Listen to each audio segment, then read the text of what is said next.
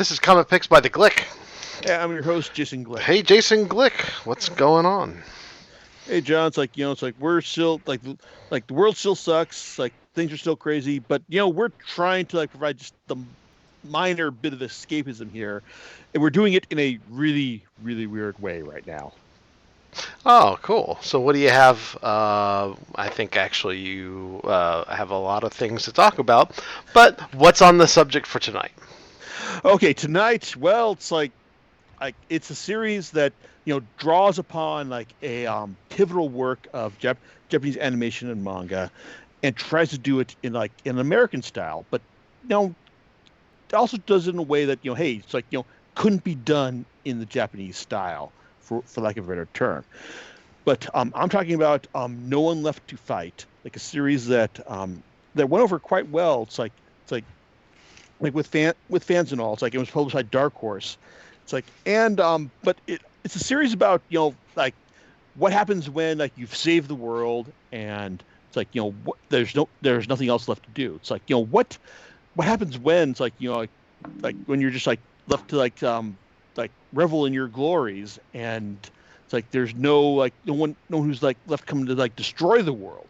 What do you do after that point? Well, on one hand, like these all sound like really big, like deep questions, but really, like the series gains this depth from talking about another pivotal series, um, like key to like not just geek culture, but specifically like anime and manga culture as well, Dragon Ball Z.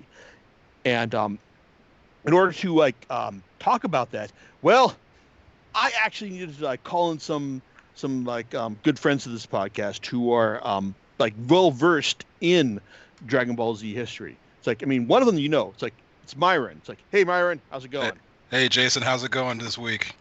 Oh, it's going good, Myron. It's like glad you were able to join us for this one.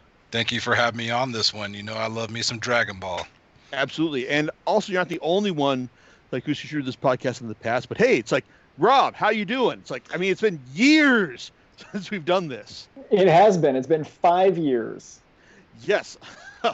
Man, it's like I'm glad you're able to like join us for this one. I mean, we tried to get you for the X-Men, but that just like blew up in our faces. But I'm glad to have you back to talk about Dragon Ball.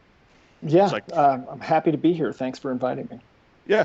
So but as far as the series goes, I mean, No One Left to Fight like was pitched as like the comic you always wanted from the from the like, blurb on the cover. And it's basically it's a story about this like legendary fighter named Vale or Vale. Was like, I'm sorry, we haven't like we tried talking about like how to pronounce his name prior to this podcast, but we're pretty sure it's Vale.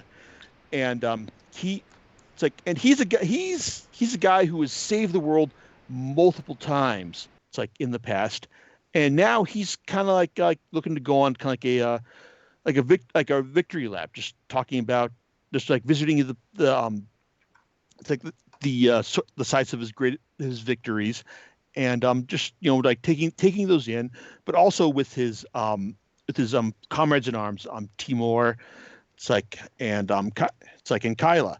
So it's so on one hand it's like this is like a it's like it's a kind of like a hey it's like he's gone through his victories, and now he's like just like trying to relive them all.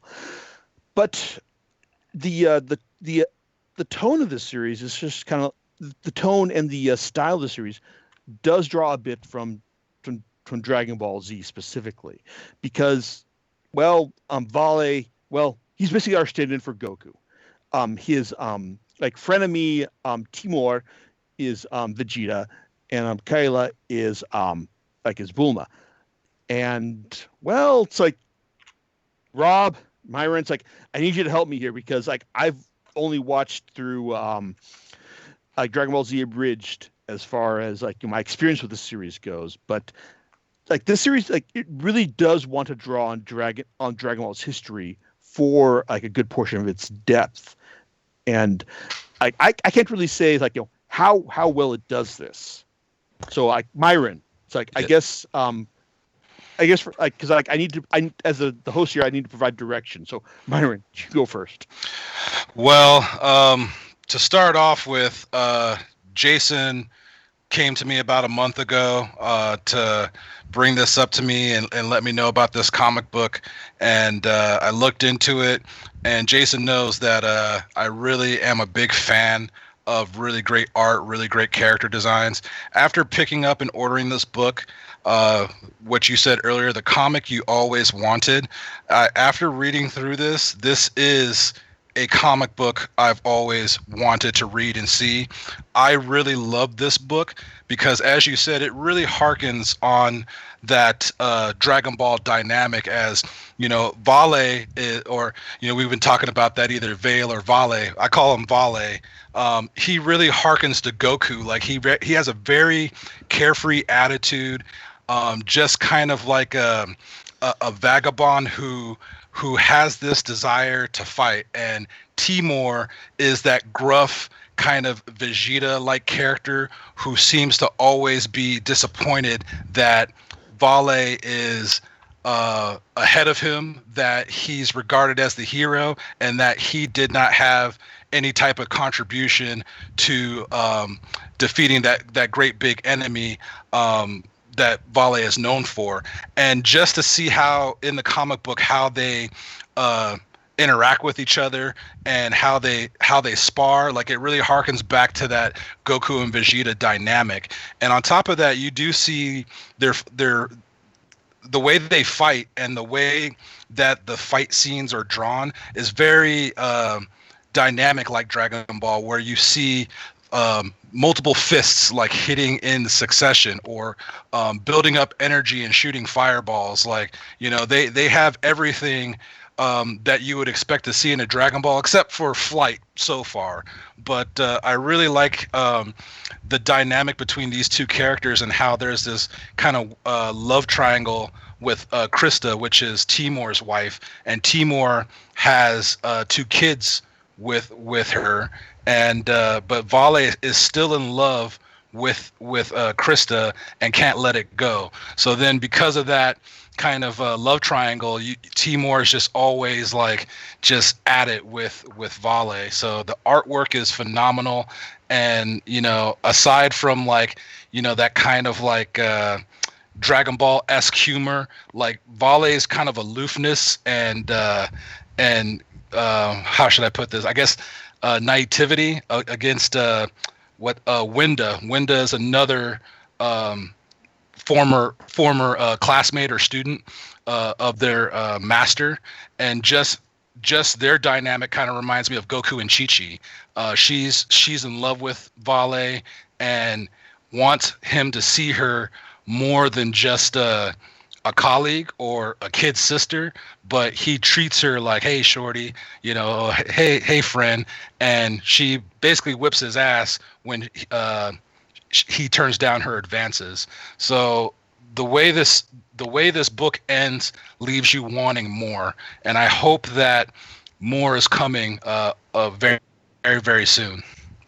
Okay, I think that more is coming because, well, it's like I know the series is selling for like mad tickets on the back market, and also it's like it's like you don't like tell a series, like say a series is like the next great Dark Horse series, like on the back cover.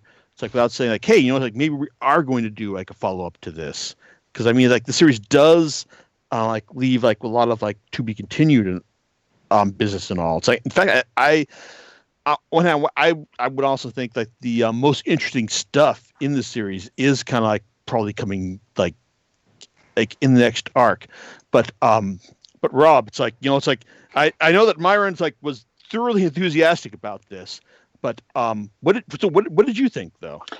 So I would agree with Myron on the art. The art is beautiful. Really, really, really nice art. Bright colors, really dynamic, exactly like he said. All the fight scenes are super dynamic, feel and like Dragon Ball Z. Yes, very detailed.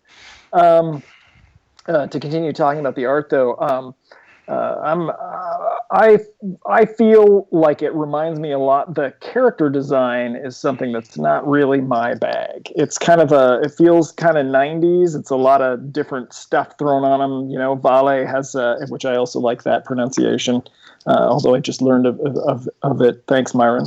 You know, he's got a random gauntlet. You know, you've got people with various, you know, sashes and knee pads and a, you know, ball necklace and, you know, goggles above their heads, and they're all various different colors and stuff. And it's kind of that's not really something I enjoy. I want to interrupt and say it's like you're saying this is almost like Cable or like say Liefeld-esque. Yes, exactly. Mm-hmm. Very much so. Very much so. And, you know, when we talk about that, something about it, you know, so I love Dragon Ball Z, and I get that they're building on that. But if you were to come in on this without being a Dragon Ball Z fan, what it might remind you of, or what it reminded me of trying to be in that perspective, you know, the early Image comics where you had all these artists that were suddenly being writers that had come on to books that they were in the middle of you know, in the middle of X-Men. You had Rob Liefeld in the middle of X-Men. You had, you know, various different artists that had never experienced the beginning of a storyline. And so they just jumped in, and here are all these groups, and we don't know what their background is. And they're talking about, oh, remember when we did that thing that was never in any comic book and was never a story that was ever told. It might remind somebody of that. However, given that I do know Dragon Ball Z, I do get, you know, the background of these comics. I would say one thing I wanted to point out, Myron, I think that Winda is gender-swapped Krillin because of the short jokes, lots of short jokes about her. She's trained under the same master. She has the you know, the signature attack move, the what was it, Bambalam? Yeah. Which is obviously the Kamehameha wave equivalent. So that's why I think she is gender swapped Krillin. But you know, again, the art is great. But the thing that I'm in, one of the biggest things, probably the 90% of the reason that I love Dragon Ball Z is the building of the relationships, the building of that relationship between Goku and Vegeta, the building of the relationships with every new character that comes along, and how you know, they all become friends and all that. So it's kind of early for me. Maybe they'll do that later, but in this comic book, there are no new relationships, so it's hard for me to really get into the story and the characters yet, because I don't feel like a lot has happened in it, and these are all characters that already know each other. So those are my initial thoughts, though I have plenty more to talk about. No, I get what you're talking about, Rob, but I get, for me, it's like, it's like, okay, it's like, even though I'm not like the Dragon Ball Z fan that you guys are, it's like, I get the feeling that no one in the fight is kind of like explicitly drawing on like that history. It's like, you know, it's like I get that, you know, there was like all this history back between the characters, but just like all that history is kind of like is for lack of a better term analogous to Dragon Ball Z. Totally. So, yeah. So like, I mean, it's interesting to hear, like, you know, like Myron thinks that that Winda is like Chi-Chi, and you think that she's gender swapped Krillin. I mean, that's cool, but I also kind of like want to know, like, who else is like, you know, is meant to be analogous to the series. Like, who is the Hierophant? I mean, like the accessible villain, like of this thing of this feast meant to be. You know what? It's kind of hard for me to tell right now, but his first presentation reminds me of Piccolo Daimao from the original Dragon Ball. That's Piccolo's father, or Lord Piccolo. Like his presence in this book so far reminds me of that kind of like haunting, menacing villain from that era of Dragon Ball. Because when I look back at the original Dragon Ball series, I mean, he was like, I think to me he was the big bad, you know, throughout the entire series. I mean, we had the Red Ribbon Army, we had you know, many different kind of like side villains, like General Tao or Tao Pai Pai. I mean, there's been so many villains, but when I think about the quintessential Dragon Ball villain, that is Lord Piccolo. Just like with Dragon Ball Z, as much as I love Cell, He's my favorite villain. That quintessential villain of the entire Dragon Ball Z saga for me is Frieza, just because he was racist towards Saiyans. But it's I want to ask: is Bruton like resurrected meant to be Frieza? You know what? I don't think we have enough information on Bruton to kind of make that correlation, just because that happened near the end of like the book, and all I know from that character is that he took Krista's arm, and I like to get to know more of that character. Like, he seems Vale and Timur really had trouble with this guy, and obviously there's a history there because they've mentioned before that they had to fuse in order to defeat him before, yet he's much stronger this time. So obviously I think that the first time they fought him, they were much younger. And I think how I mentioned before, where I do kind of see some correlations with Naruto in this series as well. It seems like, they all train when they're little kids, almost like a ninja academy. And they both, like Timur and Vale, have this rivalry, much like Sasuke and Naruto. But obviously they fought Bruton before, and we need more information on that. But he kind of reminded me of like his design and just how brooding he was, or like just how built and menacing he looked, reminded me more of like of Majin Buu, the not the fat one or the anorexic one, but the lean, more kind of psychotic one that Gotenks had to fight. And so he kind of had that kind of menacing demeanor to me. Okay. So Rob, what do you think? Yeah, I agree. I think I agree with him on Bruton being likely just the same as we need more information on him, but likely to be based on the that version of Majin Buu. The Hierophant also agree on the design being more like the Evil King Piccolo, but which I haven't actually seen that part of Dragon Ball yet, but I've seen pictures, so I definitely agree with that. But his powers reminded me of Babidi, which is he brings somebody back, and then he makes them more powerful, right? He's enhanced Bruton in this way, which is what, when you're talking about Frieza being consider Frieza to be the big villain of Dragon Ball Z. I think a lot of people agree with that. My personal favorite is Cell also, but me too. Yeah. But the way that they react to it reminds me of the idea of what if instead Babidi had made Majin Frieza, because I guess the fear that came from Frieza was greater than any of the other villains. Mm-hmm.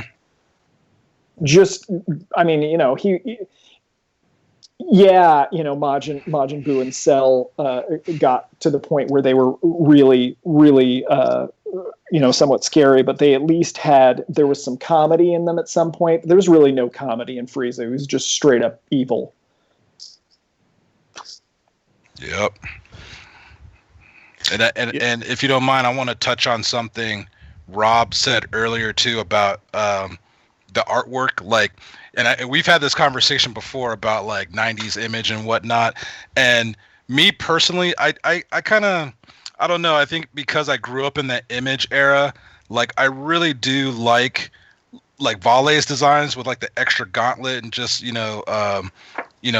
entire like accessory display. But I can kind of agree in the sense of like some of these characters might have a little bit too much to look around, but as an artist, I respect the detail and everything that your eye travels around with some of these characters. But when you look at Dragon Ball, how the characters are just designed, they're very simplistic, very clean. They just have like gis, or even the Saiyan armor, which I pretty much love the design of that. That's very simplistic looking armor, and it gets its message across just based off of these, clean, simplistic designs. But when I look at the environments in No One Left Behind, where it's kind of like a post-apocalyptic or kind of like rural-looking city that has kind of modern technology, I really see a lot of resemblance to the designs and landscapes I see in Naruto,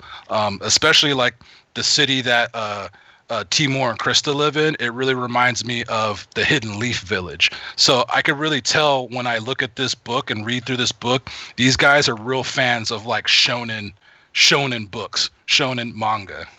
Absolutely. I mean, it's like this is a series where like the good guys won.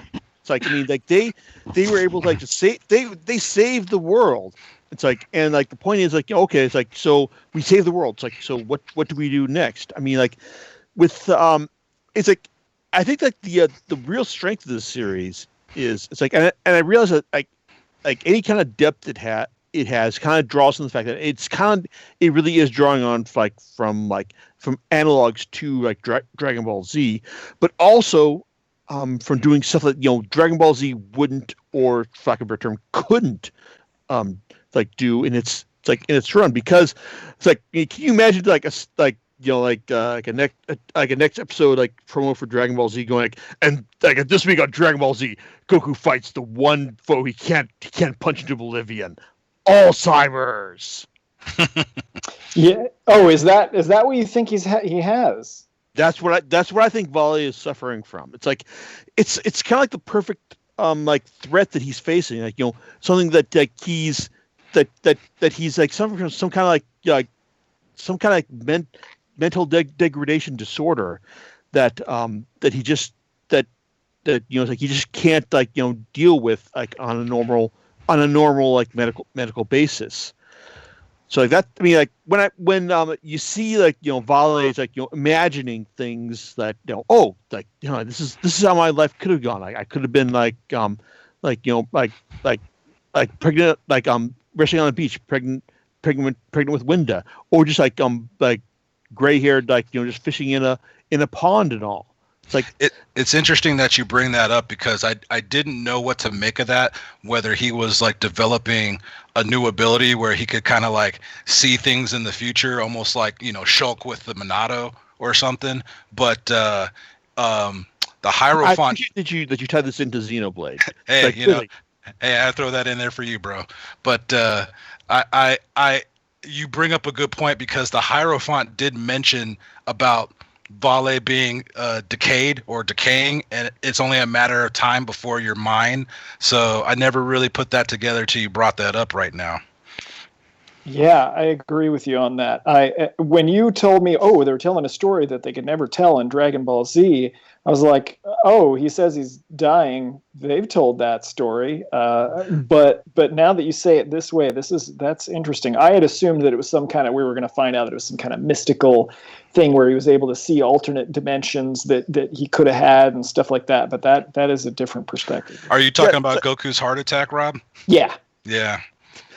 Yeah, it's like, I mean, when you get to the end of the series, and it's like everyone's concerned about, oh, Volley's gonna die. It's like I really felt that like this is kind of like, oh, it's like he's suffering from like early onset dementia.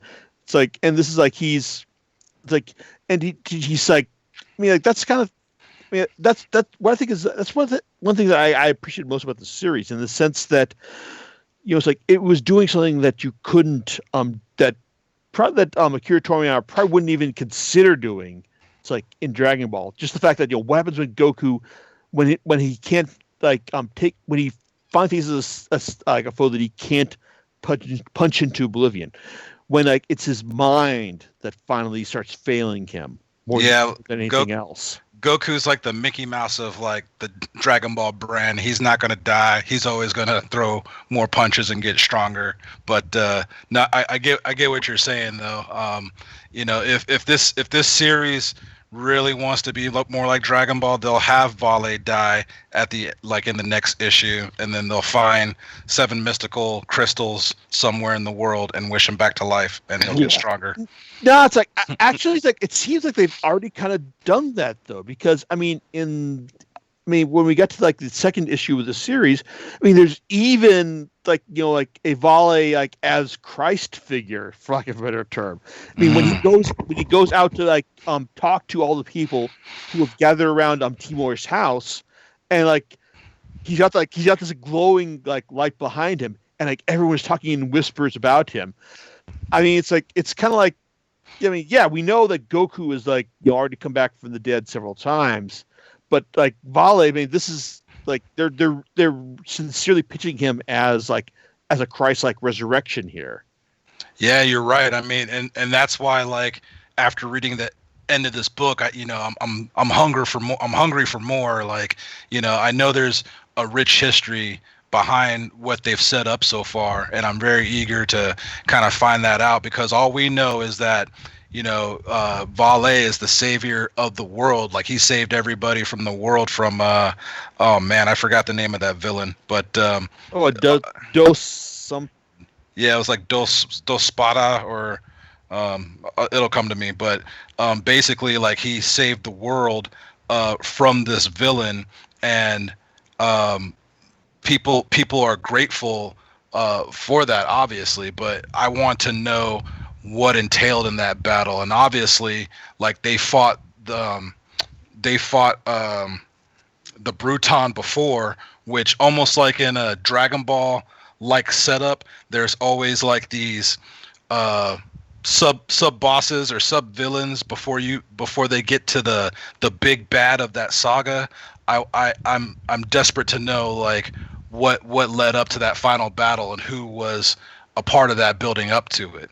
And so I'm really pleased with this purchase, and I'm really pleased that you got me into this. I mean, it really does harken back, because I grew up with Dragon Ball for over 30 years, like when it originally aired in Japan.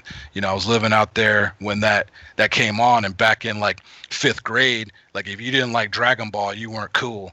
And so, like, that kind of introduced, I mean, before that we had like Fist of the North Star, but Dragon Ball kind of introduced a different style of fighting that I never saw in an anime, with like fast flashing fighting, the sound effects to like fists clashing, and basically like the different types of fireballs and techniques, and of course, once transformations came into play, because I mean, the first major. You mean the power melds? Yeah, well, for them, yeah, they call them the power melds, and I was like, oh, okay, that's a nice word to use instead of just biting off fusion. But once those transformations were introduced into Dragon Ball for me, I was like, oh, dude, this show's legit. I'm a fan forever, and I see that in this book when these guys have their version of what Super Saiyan would be like, and then of course, like, when that power wasn't good enough, they ended up power melding and becoming one person. And I like that they didn't have to do a stupid dance. They just hugged and melded together. But of course, from what you mentioned earlier, because of Vale's condition, they couldn't hold that meld for very long. So I really like what they've set up here. And again, like I said, the way the kind of Super Saiyan design was, like the coloring and the fire in their eyes, was just like, it was like really well drawn for me. Okay, well, I mean, it's like, so, I mean, I know what you're saying though, but also, so for Rob, I mean, did that work for you as a proper homage to a Dragon Ball? Oh yeah, I mean, I agree with him on that. Visually, the Super Saiyan, just like Myron was saying, it's slightly different for me. My history with Dragon Ball was when Dragon Ball Z was airing on like Cartoon Network or whatever. I was coming home from work, and I had these roommates that were watching it. And they were watching it through the Frieza saga, and I was not interested at all. Not interested. I was like, this show is terrible, because you got to realize this is when the English voice actors had just started, and if you go back to that and you compare it with their later work, it's just the voice acting isn't as good. They get much better later on, and I just thought it was, I would ignore it sometimes, or sometimes I was so tired after work I'd just lay and, just sit there or whatever. But then as soon as Goku changed into Super Saiyan for the first time, I was hooked, because I'm a sucker for transformations. I loved, I loved Captain Marvel as a kid. I called him Shazam because I believed his name was Shazam because I didn't know any better. I love the Hulk. I love any character that has transformations. I watched He-Man. I all that kind of stuff. So yeah, as far as that the desire for the cool transformation, this comic does do it for me. They're just the design of their version of Super Saiyan is very very cool. I'm definitely going to agree with that. Yeah, it's like I'm reading this as I think the book definitely gets by on style, absolutely, and I think that it's like it.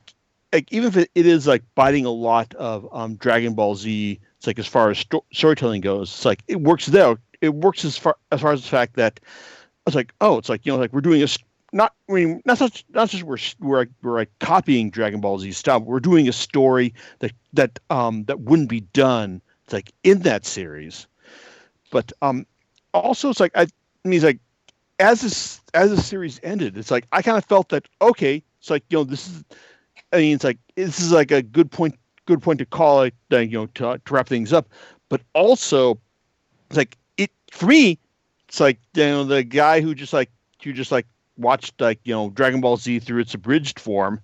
It's like just looked at it and went, "Wow!" It's like the series is ending just as it's getting really, really interesting. It's like when we're really going to start grappling with the idea of like, oh man, Goku's like gonna Goku is like finally he's gonna die from Alzheimer's. It's like, and Vegeta's kind of like, oh my god, it's like he's like I'm finally like my lifelong Marvel. It's like I'm not gonna finally get to fight him at my at our best. It's like it's like all this resentment I've held towards him. It's like he's gonna leave this earth as a shell of his former self. It's like I enjoyed it, and I still think that the series, really, its depth really came from, just borrowing from Dragon Ball and just doing a story that that series couldn't do. But at the same time, it's like I get the feeling that whatever it hopefully when they do another round for this series, that now we're gonna get we're going to really start digging into this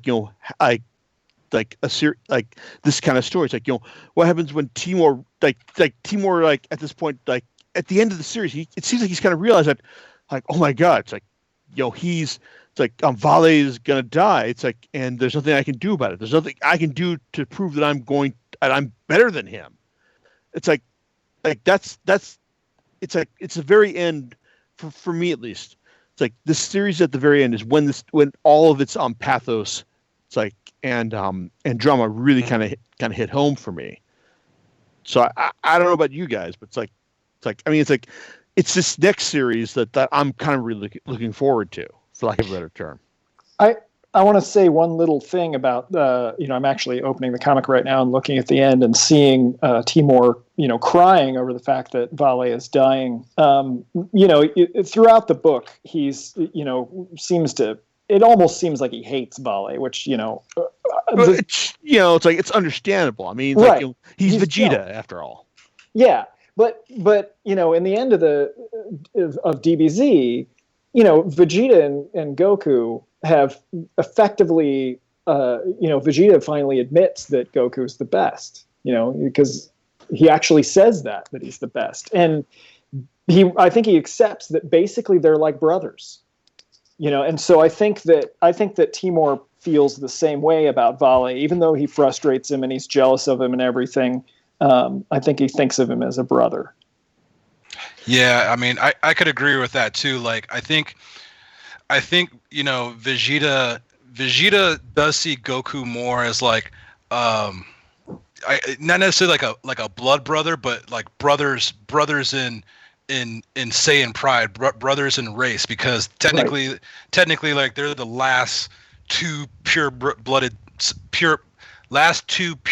Saiyans in existence, quote unquote. But they're their dynamic is always trying to be better than each other, and that's why they're like the world's worst husbands and fathers Yes.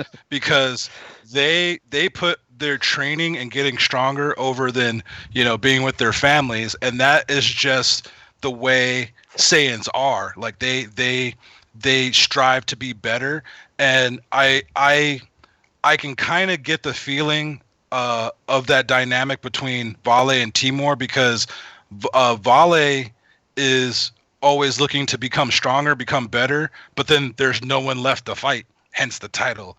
And Timur has kind of like settled into the family man life, but I guess he still fights and protects the city, but he knows that he's got the resentment going for him. He's got the resentment going for him, and we kind of see that when they're chilling at Timur's house and the kids are playing, like, I want to be Uncle Vale. No, I want to be Uncle Vale. And then and Timur just gets mad, like, come on, let's go. Let's spar. And that's like pure Vegeta right there. And that's pure Vegeta right there, to want to like show up. And Timur kind of like launched off with his most powerful move, like right off the bat, like in the middle of the backyard. And so that is a total like Vegeta move right there. And to both of your points, like, I like to see that dynamic drawn out a lot more as the story progresses, because they're only gonna make each other stronger from this kind of like unsaid, well, I wouldn't say unsaid rivalry. I mean, it's pretty obvious, but just kind of like this, this unsaid drive to like, I want to be better than you. No, I want to be better than you. Vale kind of has a more kickback attitude about it, just like Goku would with Vegeta. But just like Goku's just always down to fight. Like, oh, cool, you want to spar? Okay, let's have some fun with it. And it's like, dude, like, you're trying to fight someone who's like 20 times stronger than you, but it's that challenge and that drive of having a good fight that makes Goku want to do what he does, and that's why he always gets stronger. And I have a feeling once Vale overcomes the challenges that he's going through, we can kind of see Super Saiyan 2, Super Saiyan 3-esque levels approaching in the future. Or do you think that that the way the series ended, like this may be just like the next miniseries may just be like everyone just kind of reckoning with Vale's like impending demise. Like he just goes, it's like, hey, it's like I'm gonna like I this is something I can't punch my way out of. It's like I just gotta deal with it.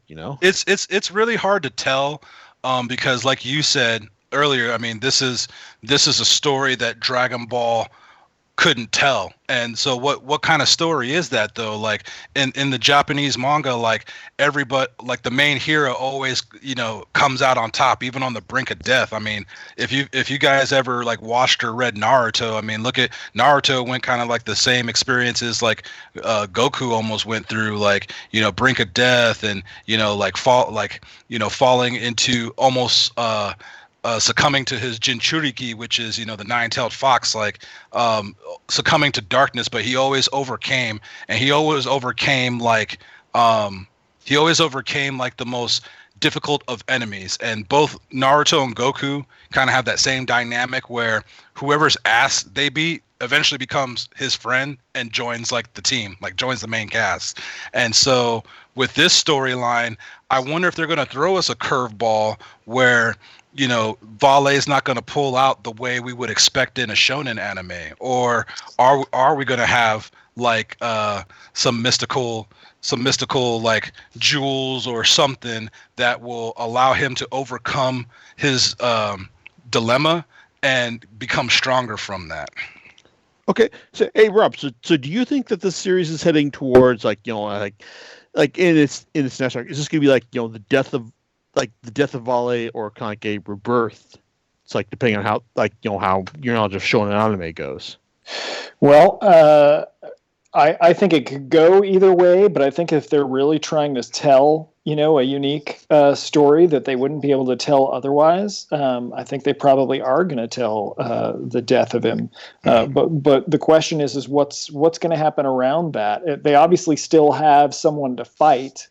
It's because the Hierophant. Yeah, he's still around, so somebody's going to have to deal with him. Is it going to be? Is it going to go out, fighting that guy? Is it going to be that Timur is going to have to face him? Is it just going to be that the Hierophant is just happy that Val is gone because he views him as like his greatest enemy, or is he going to bring Val back from the death, and Timur's going to have to really fight him? That sounds like an interesting way. It's like way to go, because I mean, like, at the end of this film, I mean, well, we had it's like Kaya like showing that she could totally bring it in a fight. So I mean, it could be like maybe we're going to go further in that direction, but also it's like it could be like that the idea that it's like that Timur hey, I always wanted I always wanted the better fighter, Vale. It's like I'm going to prove it to you, and then when he finally has to prove it in order to put Vale down after he's, I don't know whether he's succumbed to the Hierophant's temptations, or he's turned into some kind of undead shell of his former self, and that Timur realizes no, it's this. I mean, this is what I wanted, but it's not how I wanted it. Type thing. It's I can see that happening as well. Right. Yeah, I mean, one thing I would hope to see is that, Vale does pull through and has the second chance to kind of get his life back together. I mean, he mentions that, he doesn't know what he wants, and, it seems like his whole life is driven by fighting, and just some of the visions we've seen him have, have a child with Winda, or, grow old and Fish by the lake in the Sanctum. He is misguided and doesn't know what he wants out of life. I mean, the only thing he's got going for him is that he's the great hero. All he knows is fighting. Yeah, and it's like that, and that's great. That's awesome. That's more action for us. But what goals and ambitions does this character have beyond that? And I think that's one thing it's got to differentiate itself from Dragon Ball, because I mean, Goku lives to fight, and he only does things when his wife beats him and tells him to go get a job or go do something. But either way, he's always training. And it seems before Vale came to go to Timur and Krista's house, that seems like what he was just doing, being a vagabond and training and doing all types of nothing. But when he's at their home, you can see I really missed out on a relationship with her, or I couldn't let my love for her go. So I like to see this character come out on top and pull through, and from this near death experience make some positive life changes. Okay, I got one more question about this. But Rob, do you have any thoughts on what Myron just said? I like his ideas, and I kind of, I'd like to see that too. But I'd also like to see, maybe a tragedy. Every now and then, I like to read a tragedy. There are comics that I've really enjoyed that were like that. I can't think of any off the top of my head. There are movies that I've really liked. So it would be interesting to see, what happens if Timur has to put Vale down, but feels like it's an empty victory because he didn't like. It's not on the terms that he wanted. Yeah, it's not like you'd both. I don't remember if it was Myron or Jason that said that it was not the terms that he wanted. But yeah, I don't. You both seem to be making me change my mind a little about the comic, and maybe I'm going to be more interested in the future. I wasn't that after reading it. I wasn't all that interested in it, but I feel like you guys have looked at it from a little more. I don't know, in a little more detail, thinking about it a little more than I did. So I'm going to give it a second chance. Okay, I mean that's kind of probably sounds like a good place to wrap things up, because I mean so I guess it's I ended this series thinking that okay, the most interesting stuff is kind of left to come in this series, with everyone aware of Vale's impairments, where do you go from there? I mean, it's is it going to be just it's coddling him like on his way to it's like to a quiet death. Is he gonna take on his one? Is he gonna take on one final challenge, or is he just gonna give in to the Hierophant's plan, and Timur is gonna have to put him down for the good of the world, but just not in the way that he wanted. So I guess so you guys interested in seeing no one left to fight Volume 2? Oh, most definitely. Next time on No One Left to Fight. Yeah. You guys have convinced me that to get it if it comes out and give it another shot. So okay, so I mean, it's I'd like to say that there's some kind of publication date for this, but we don't know. It's 2020 has been kind of crazy, y'all. So I would like to think that yes, there is going to be another miniseries for this that creators like Aubrey Sitterson, artist Fico Ossio, and publishers at Dark Horse have realized okay, well, can we do one more miniseries of this, or if we do another miniseries, is this going to be the last one? Is this going to be one solid 10-issue story? Well, it's kind of up in the air right now. So I would definitely be on board for another volume of No One Left to Fight. It's just a question of whether or not we're actually going to get one, but I would definitely like to read one, guys. Oh, most definitely. Because I'm looking in the back of this book, and there's characters that weren't introduced in this volume. So I really like Billy Von Katzen. Is that the white lion looking dude with the guitar? Yeah. Yeah, exactly.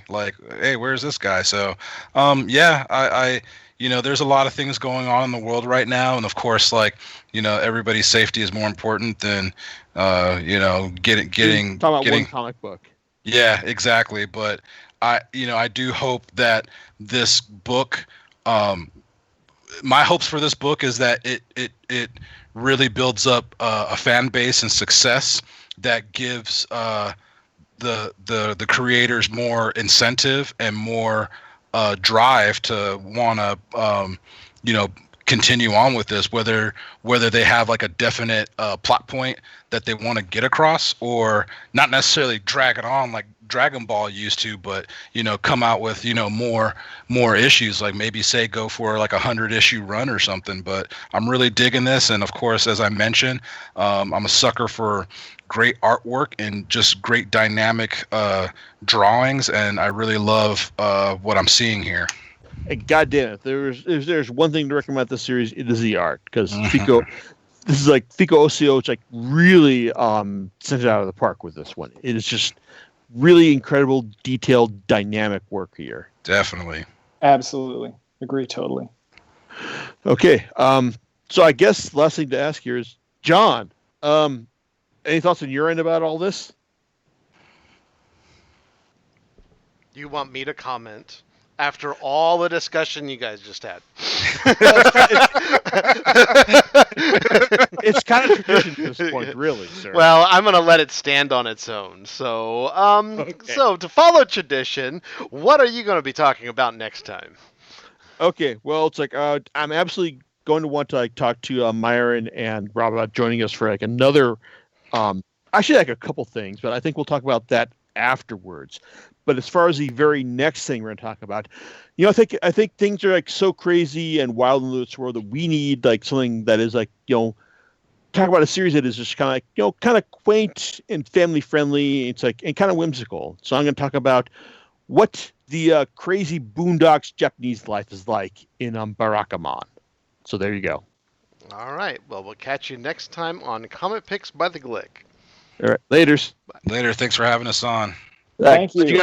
Glad you guys could join me. Bye. Thank you.